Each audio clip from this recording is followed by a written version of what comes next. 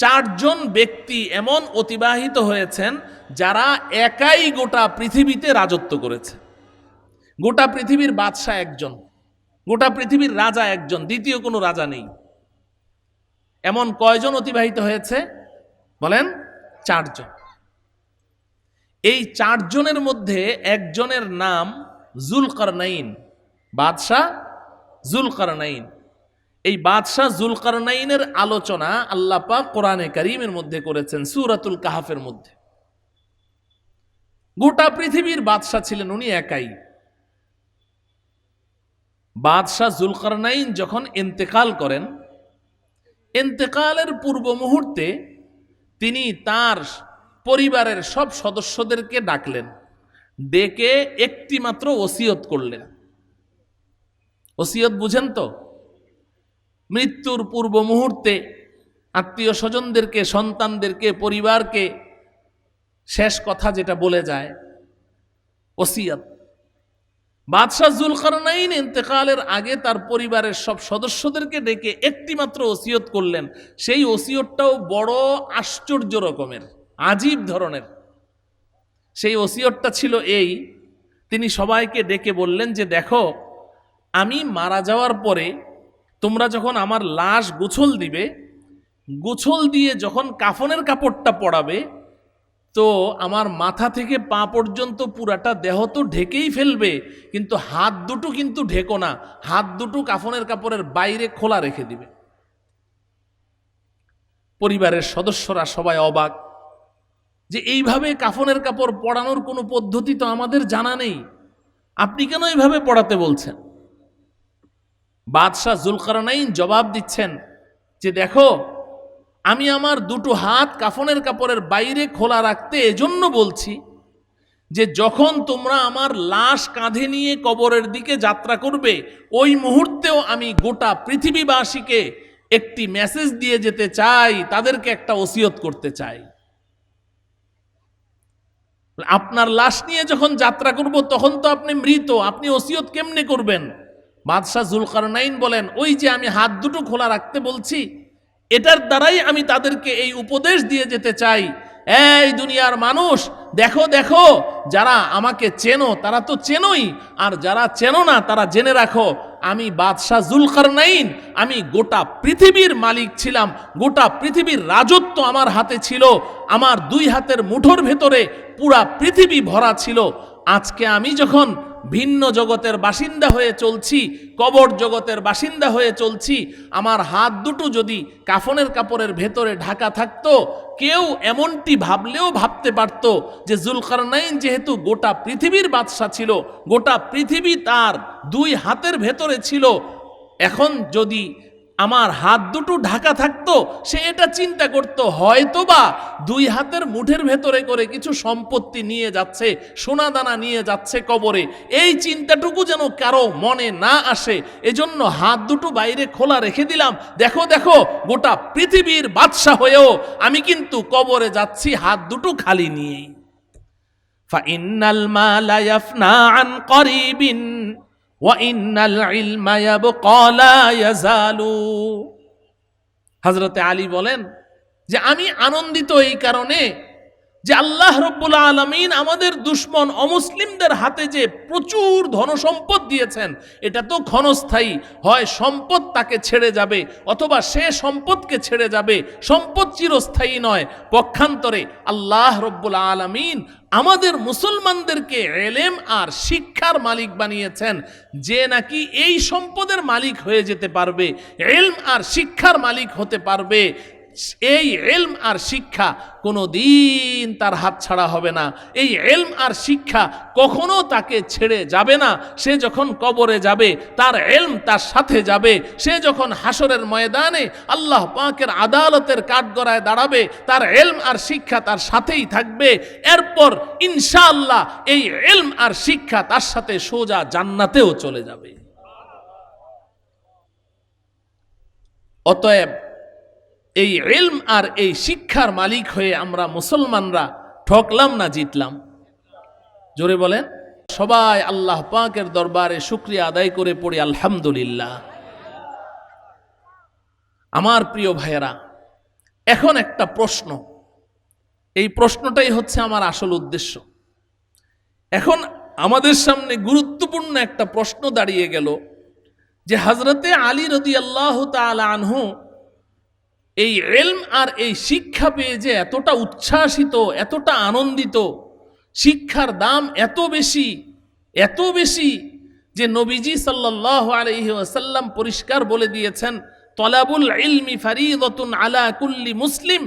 ইলম অর্জন করা, শিক্ষা অর্জন করা প্রতিটি মুসলমানের উপরে ফরজ।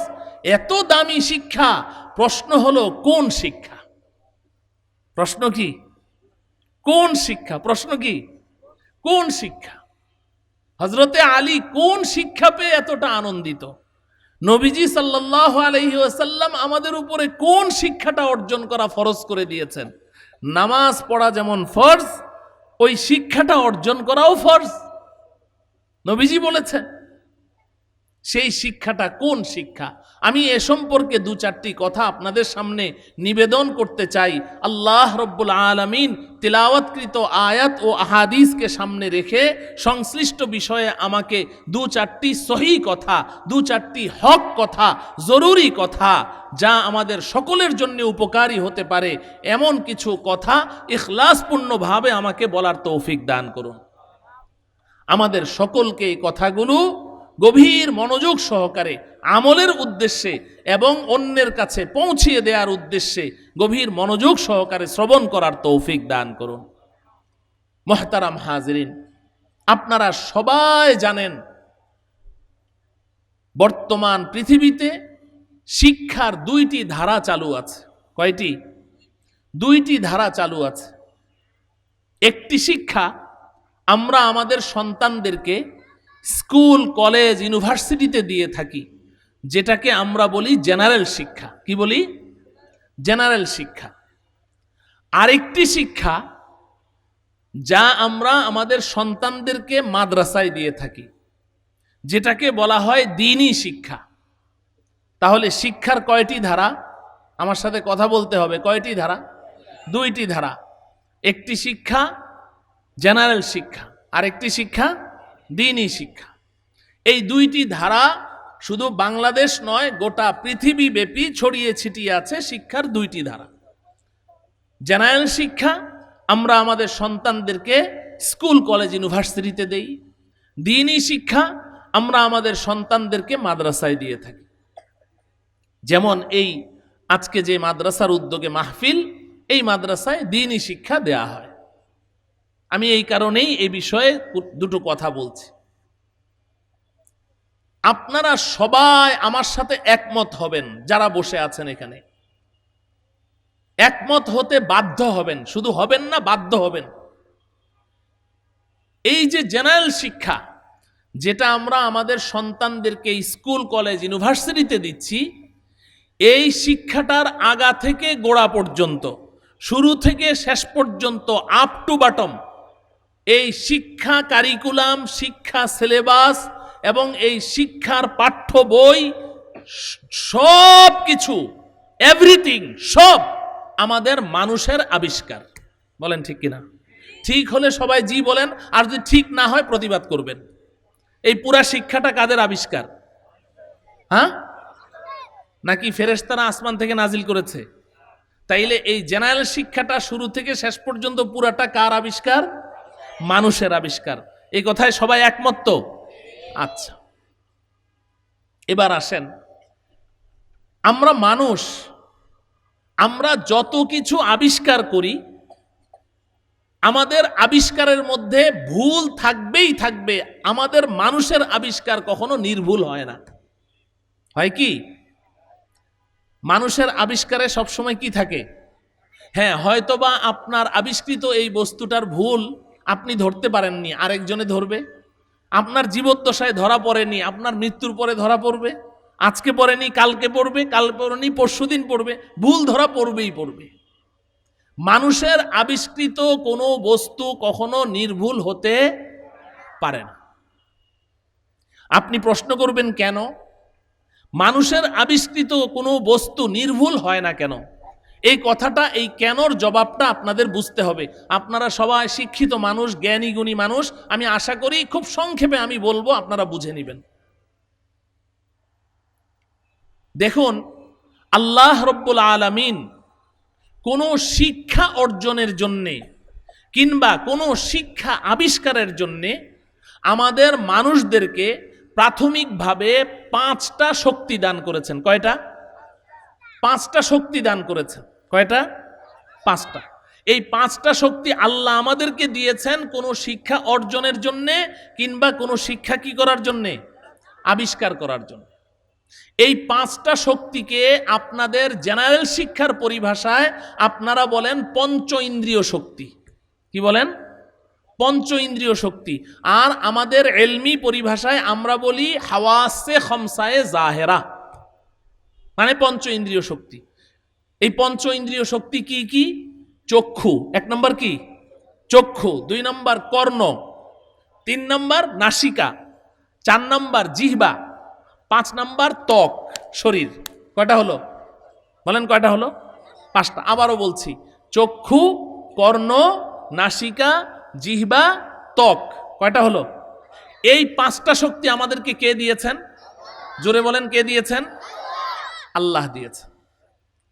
এই পঞ্চ ইন্দ্রিয় শক্তি ব্যয় করে আমরা প্রতিনিয়ত অসংখ্য শিক্ষা অর্জন করি, আবার অনেক শিক্ষা আবিষ্কারও করি এই পঞ্চ ইন্দ্রিয় শক্তি ব্যয় করে। আমি খুব ছোট্ট একটা উদাহরণ দিচ্ছি। আমি যদি এখন আপনাদেরকে প্রশ্ন করি যে আমার পেছনে একটা ব্যানার আছে, এটার মধ্যে কি লেখা আছে, এই ব্যানারটা থেকে যদি কোনো শিক্ষা আপনাকে অর্জন করতে হয়, এই পঞ্চ ইন্দ্রিয় শক্তির মধ্যে কোন শক্তিটা লাগবে? চক্ষু। কি লাগবে বলেন না? সবাই বলেন কি লাগবে? এখন যদি এখানে একজন অন্ধ মানুষ বসে থাকে আর আমি যদি তাকে প্রশ্ন করি, বলো তো দেখি আমার পেছনে কি লেখা আছে, ও বলতে পারবে? কারণ কি? ওর কি নাই? চক্ষু নাই। তাহলে এই শিক্ষাটা অর্জন করতে হলে কি লাগবে? চক্ষু লাগবে। এই যে এখান থেকে কোনো শিক্ষা অর্জন করতে হলে কি লাগবে? চক্ষু লাগবে না? কান দিয়ে অর্জন করা যাবে? এটা যদি আমার কানের সাথে এভাবে চাপ দিয়ে ধরে রাখি, কোনো শিক্ষা অর্জন করতে পারবো? আমি যদি চোখ বন্ধ করে এটাকে জিহ্বা দিয়ে চাটতে থাকি, কোনো শিক্ষা অর্জন করতে পারবো? আমি চক্ষু বন্ধ করে এটা থেকে ঘ্রাণ নিচ্ছি, কোনো শিক্ষা অর্জন করতে পারবো? কি লাগবে? চোখ লাগবে। চোখ লাগবে। তাইলে এই চোখ দিয়ে দেখে আমরা দৈনন্দিন অসংখ্য শিক্ষা অর্জন করছি কি করছি না? করছি।